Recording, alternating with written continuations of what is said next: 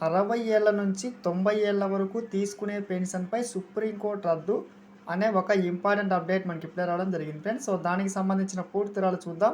Video skip చేయకుండా చూస్తే నేను చెప్పే సమాచారం అర్థమవుతుంది. మన ఛానల్‌ని ఫస్ట్ టైం చూస్తుంటే ఖచ్చితంగా ప్రతి ఒక్కరు సబ్స్క్రైబ్ చేసుకోండి ఫ్రెండ్స్. చాలామంది సబ్స్క్రైబ్ చేసుకోకుండానే వీడియో చూస్తున్నారు. అలాగే మీకు వీడియో నచ్చితే తప్పకుండా లైక్ చేయండి. లైక్ చేయడం వల్ల ఎటువంటి ఇంపార్టెంట్ న్యూస్ మన ఉద్యోగులకి, పెన్షనర్స్‌కి అందరికీ చేరుకుంటుంది. సో, లేట్ చేయకుండా టాపిక్‌లోకి వెళ్దాం. రేపటి నుంచి అమలు చేస్తూ ముఖ్యంగా పెన్షన్‌కు వీరు అనర్హులు అంటూ మనకి సుప్రీంకోర్టు సంచలన తీర్పు అయితే వెలువరించింది.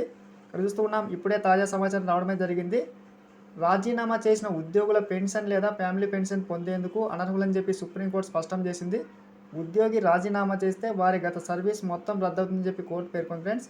సో, ముఖ్యంగా ఇప్పటి నుంచి ఈ కొత్త పద్ధతి అయితే అమల్లోకి అయితే రానుంది. ఇక్కడ చూస్తూ ఉన్నాం. ఈ మేరకు దాఖలు చేసిన పిటిషన్పై విచారణ సందర్భంగా సుప్రీంకోర్టు ధర్మాసనం ఈ తాజా తీర్పునైతే వెలువరించింది. సో, ముఖ్యంగా ఉద్యోగం నుంచి రాజీనామా చేసిన వెంటనే మనకి మొత్తం అన్నీ రద్దు కానున్నాయి. ముఖ్యంగా మనకి ప్రావిడెంట్ ఫండ్ తప్ప మిగతా ఏమీ లభించదు. ఇక్కడ చూస్తూ ఉన్నాం. ఉద్యోగి రాజీనామాను సంస్థ ఆమోదించిన వెంటనే అతనికి గత సర్వీస్ కాలం చెల్లదని చెప్పి కోర్టు పేర్కొంది ఫ్రెండ్స్. సో, ముఖ్యంగా ప్రావిడెంట్ ఫండ్ మాత్రమే లభిస్తుందని, పెన్షన్ లేదా కుటుంబ పెన్షన్ కూడా మనకి రద్దు అవుతుంది అని చెప్పి సుప్రీంకోర్టు పేర్కొనడం అయితే జరిగింది. సో, ముఖ్యంగా ఇక్కడ చూడొచ్చు తాజా సమాచారం. పెన్షన్పై మనకి 2026 నుంచి కీలక మార్పులు చేస్తూ మనకి కీలక ఆదేశాలు కూడా రావడం అయితే జరిగింది.